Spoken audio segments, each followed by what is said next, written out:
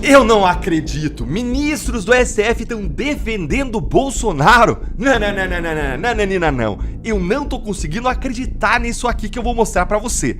Senta aí na sua cadeira pra você não cair de surpresa com o que eu vou te mostrar agora. Meus amigos, isso não é apenas uma notícia.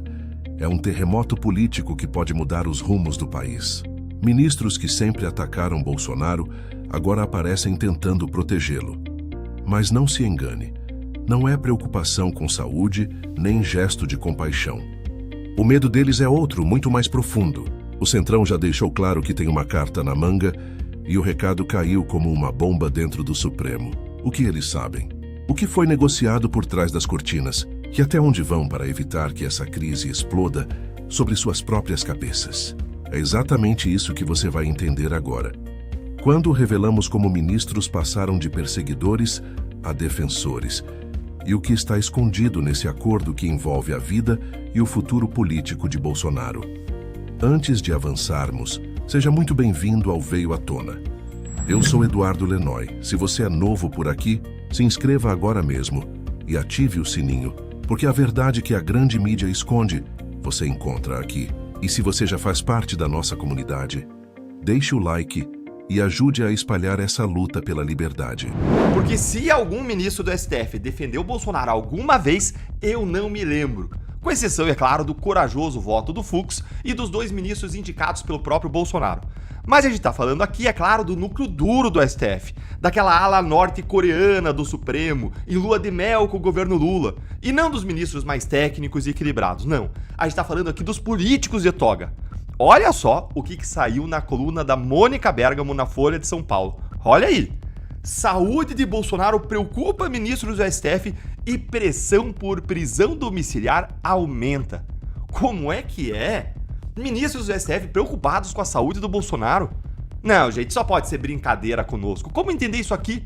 Bora pra coluna então ver. Que trata do início do cumprimento de pena do Bolsonaro em regime fechado, ou seja, em regra, numa cela na prisão. Que a gente sabe pela imprensa que deve ser a papuda, porque o Moraes já vazou que é pra lá que ele quer mandar o Bolsonaro.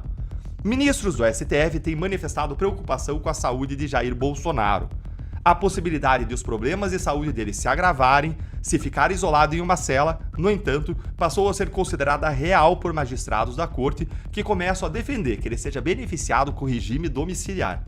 Uma situação que represente risco para a vida do ex-presidente é considerada explosiva, com consequências incalculáveis. Ah, agora eu entendi então, né? Os ministros, eles não estão preocupados, na verdade, com a saúde do Bolsonaro. Eles estão preocupados é com eles mesmos.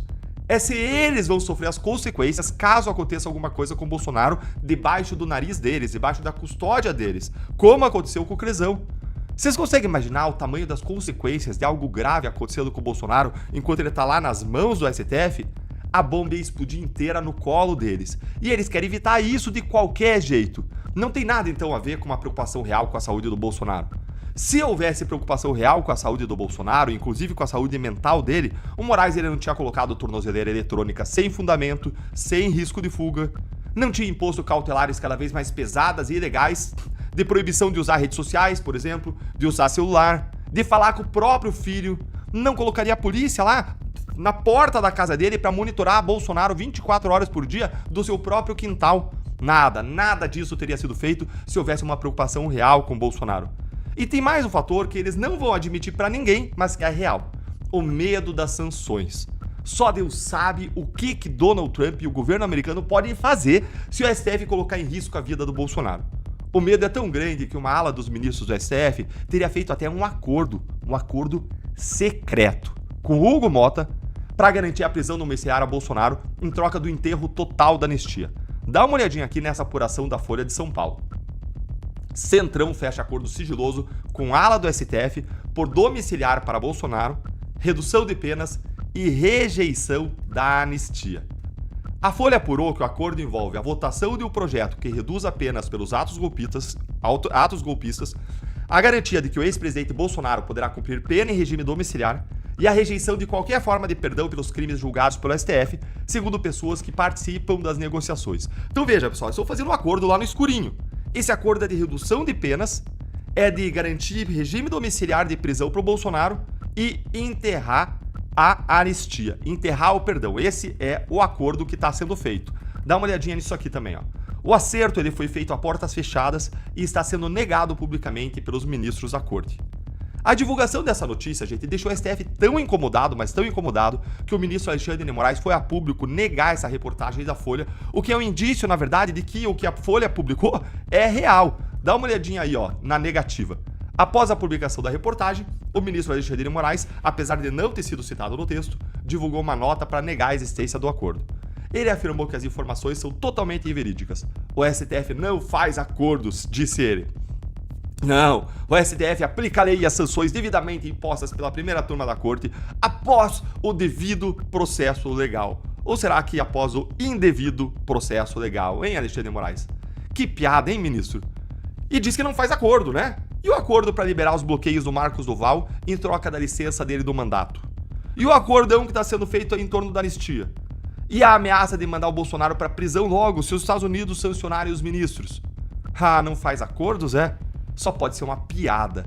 O que eu tenho a dizer é que não, nós não queremos negociação nem acordos. A gente não está falando de interesses, nós estamos falando de direitos. Nós queremos que sejam garantidos os nossos direitos. Não é esmola, é direito. Nós queremos é justiça. Queremos anistia ampla, geral e irrestrita já. E não acordão, que vai dar migalha para enterrar a anistia e garantir o que eles sempre quiseram. Jogar Bolsonaro numa cela e jogar a chave fora.